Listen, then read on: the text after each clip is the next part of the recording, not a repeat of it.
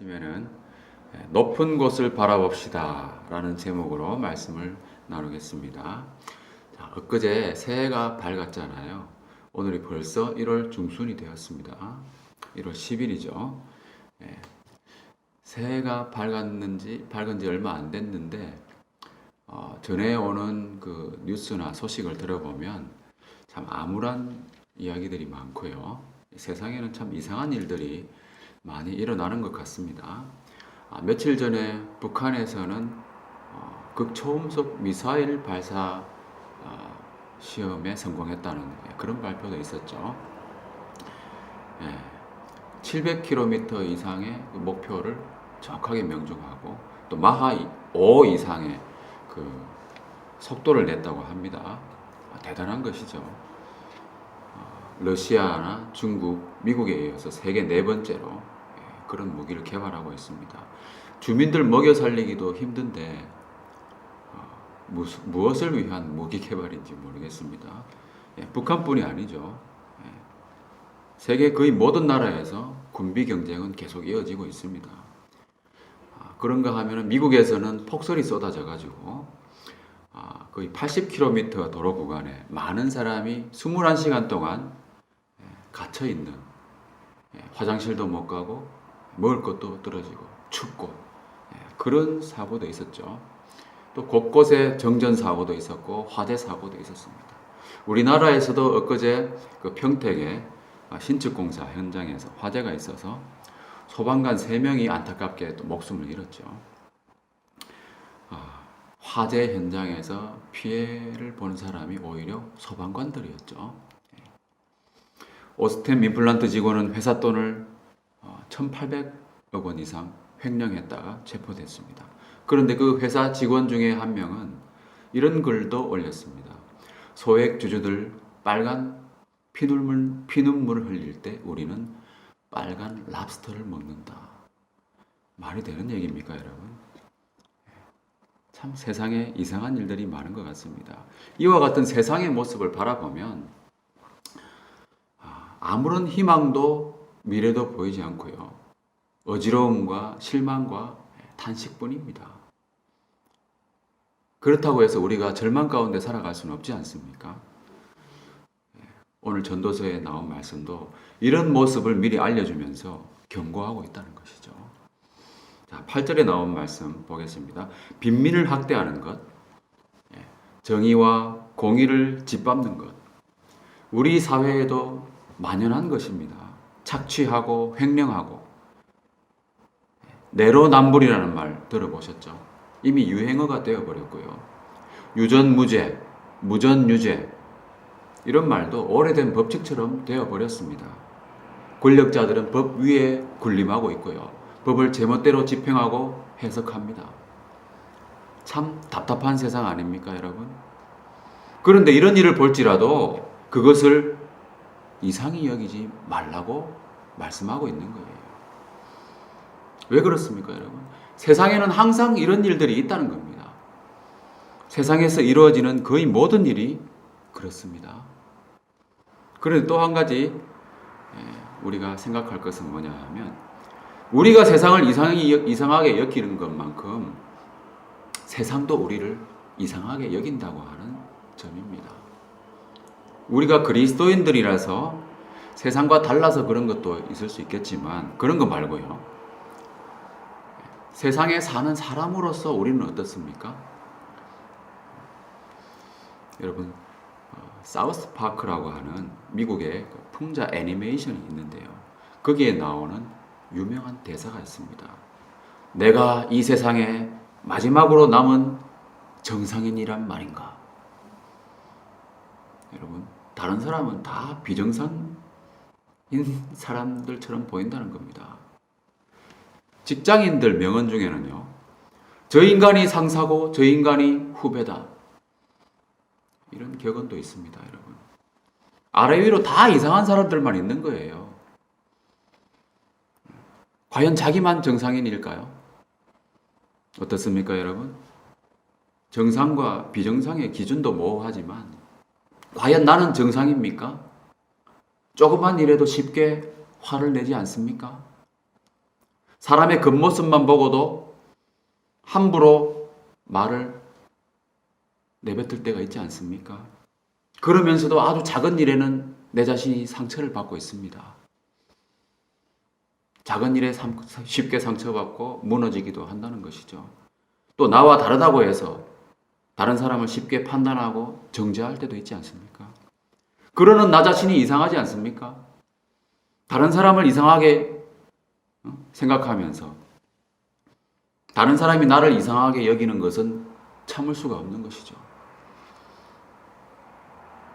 또 누구나가 다 권세 아래에 있긴 하지만 모든 사람은 아주 작은 권세라 할지라도 자기 아래에 한두 명쯤은 데리고 있잖아요. 나는 그 권세를 함부로 사용한 적이 없습니까? 부모로서 자녀를 대할 때나 회사 같은 사회 조직에서 신입사원이나 또는 아랫사람을 대할 때 누구나 학대를 당하기도 하지만 학대하기도 한다는 것이죠. 저도 조직 생활을 하면서 불합리한 지시 때문에 힘들어하기도 했지만 저 자신도 다른 사람 힘들게 하는 지시도 여러분 많이 해봤습니다. 그러면서도 저는 더 어려운 상황을 맞이하기도 했었죠. 제가 부대에서 중대장을 할 때는 어떤 중사가 저 때문에 힘들어서 군생활 못하겠다고 그렇게 말하면서 전역한 사람도 있었어요. 물론 그 사람이 전역한 이유는 제가 압니다. 다른 이유가 있었습니다. 그런데 제 핑계를 대고 전역하는 겁니다. 누구나 정도의 차이는 있겠지만 저도 참 이상한 사람이었어요. 왜 그럴까요? 우리는 다 이 망가진 세상에 살고 있기 때문이죠. 세상에 살다 보면 눈에 보이는 것들은 좋은 것보다는 더 어두운 것들이 더 많다는 것입니다. 들리는 소식도 죄다 답답하고 마음을 무겁게 하는 것들이죠. 그래서 세상의 모습은 원래 그렇다는 것을 알고 이 세상을 바라봐서는 안 된다는 것이죠. 세상을 보면 그 이상한 모습에 실망하고 자기 자신도 별 볼 일 없는 이상한 사람이라고 하는 것을 깨닫고 실망하게 된다는 것입니다. 여러분 생각해보면 어찌 보면 당연한 이치라는 겁니다. 참되신 하나님을 떠난 세상, 그것이 결코 정상일 수가 있겠습니까? 혼돈하고 공허한 세상에 빛을 창조하시고 질서를 부여하신 분이 바로 하나님이십니다. 그 하나님을 떠나서 무슨 정상적인 모습을 기대할 수가 있겠습니까? 참되신 하나님, 질서의 하나님을 떠난 인간은 정상이 아니라 이상한 것이 오히려 정상이라는 말이죠. 그렇다면 우리가 세상을 보던 그 눈을 조금 들어서 위를 쳐다보면 어떨까요? 오늘 말씀 8절 하반부에 나온 말씀처럼 내 바로 앞에서 이루어지고 있는 그 이상한 일들 누군가 좀 해결해 줬으면 좋겠다 그런 마음을 가지겠지만 그래서 우리가 눈을 조금만 들어서 본다는 겁니다. 그러면 그 이상한 일을 감찰하는 누군가가 있다고 하는 것을 알게 됩니다. 내 답답한 사정을 헤아려 줄 만한 사람이 있으면 얼마나 좋겠습니까? 그런 마음을 가지고 위를 쳐다보지만 그 사람 과연 그 문제를 해결할 수 있습니까? 바로 위에 있는 그 사람도 결국은 뭐냐면 세상에 억눌려 있는 불쌍한 사람이라는 겁니다. 그래서 눈을 조금 더 들어봅니다. 그 사람보다 더 높은 사람이 있죠. 그러나 그들도 우리에게 해답을 주지 못하는 겁니다. 우리 사회의 다양한 문제들을 해결하고 또 나를 지켜줄 사람이 되지 못합니다. 그래서 더 높은 자에게로 향합니다. 해 아래에서 가장 높은 자, 왕에게 기대를 모으는 것이죠. 요즘으로 치면은 대통령이나 특정한 정당에다가 권력을 몰아주는 겁니다. 여러분, 우리나라가 지금 대선을 2개월 앞두고 있습니다. 정치, 경제, 사회, 문화, 교육, 나라의 모든 정책을 관장하는 정치판이 혼탁합니다. 우리나라는 주로 진보와 보수, 이 두 세력이 경쟁을 하는데요. 진보는 무능해서 망하고 보수는 부패해서 망한다고 합니다. 흥한다는 말은 없고 망한다는 얘기만 있습니다. 지금 우리나라의 실상은 더 심각합니다, 여러분. 무능하고도 부패한 진보라고 하고요. 또 부패하고도 분열하고 비전이 없는 보수입니다. 완전히 망하는 길로 들어선 그런 정치판의 모습 아닙니까? 땅에 있는 최고 권력자에게 이 이상한 일들에 대해서 우리가 이야기한들 무슨 기대를 할 수가 있겠습니까? 그들도 결코 해결책을 줄 수가 없다는 것이죠. 왜냐하면 9절 말씀에 보면 땅의 소산물은 모든 사람을 위하여 있나니 왕도 밭의 소산을 받느니라. 땅에 있는 권력자는 왕이라 할지라도요, 다 땅에 속하여 땅의 소산물을 먹는 사람들입니다. 다 똑같은 사람들이라는 거죠. 다 죄인들이고 이상한 사람들이에요. 코로나 바이러스 앞에서 빈부귀천의 차이가 없다는 것이 드러나지 않습니까? 누구나가 다 마스크를 써야 됩니다. 예외가 없습니다. 죽음 앞에서는 더 그렇죠. 땅에 있는 모든 사람이 죽음 앞에서는 평등합니다. 따라서 땅에 있는 권력자도 우리의 의지할 대상이 아니라는 점입니다. 시편 146편 3절 4절에서 이렇게 말씀하고 있습니다. 귀인들을 의지하지 말며 도울 힘이 없는 인생도 의지하지 말지니 그의 호흡이 끊어지면 흙으로 돌아가서 그날에 그의 계획이 소멸하리로다. 땅에 있는 귀인도 왕도 모두 흙으로 돌아가는 연약한 인생들이라는 겁니다. 그래서 어떻게 하라고 말씀하십니까? 이어지는 시편 146편 5절에 보면 야곱의 하나님을 자기 도움으로 삼으며 여호와 자기 하나님께 자기의 소망을 두는 자는 복이 있도다. 오직 하나님을 의지하며 하나님께 소망을 두는 겁니다. 그래서 우리가 향해야 할 것은 바로 가장 높은 곳에 계신 하나님입니다.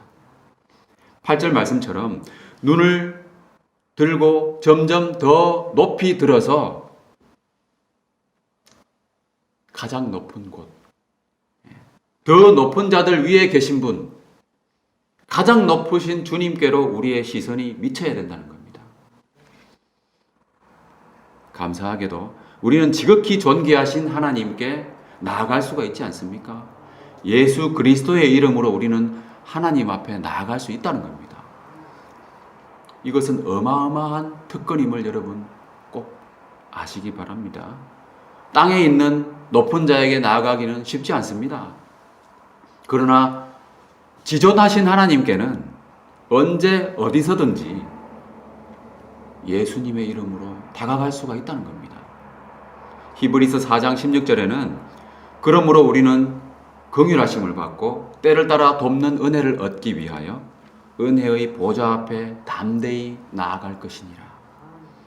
우리가 하나님을 의지하면 우리는 하늘에 계신 분, 이 땅에 속하지 않으신 분, 천지를 지으신 여호와 하나님의 도우심을 경험하게 될 것입니다. 따라서 우리는 오직 하나님께 소망을 두고 기도해야 합니다. 나 자신의 이상한 문제들, 우리 가족의 이상한 문제들, 이해할 수 없는 문제들 얼마나 많습니까? 또 더 나아가서 이상한 우리 사회의 문제들까지 모든 이상한 문제들을 해결하고 정상화하실 수 있는 분은 오직 하나님이시기 때문입니다. 창세기 1장 2절에서 땅이 혼돈하고 공허하며 흑암이 깊음 위에 있고 하나님의 영은 수면 위에 운행하시니라 하셨고요. 시편 104편 30절에도 보면 주의 영을 보내어 그들을 창조하사 지면을 새롭게 하시나이다 라고 말씀하셨습니다. 혼돈하고 공허하고 질서 없는 그 무질서한 이 땅 위에 하나님의 영이 운행하시도록 이 땅에 주의 영을 보내어 주셔서 주의 백성들을 창조하시고 지면을 새롭게 해주시도록 우리에는 마음을 모아서 기도해야 할 것입니다. 오늘도 가장 높은 곳에 계신 주님만 바라보며 정상인으로 살아가는 우리 성도님들 되시길 예수님 이름으로 축원합니다.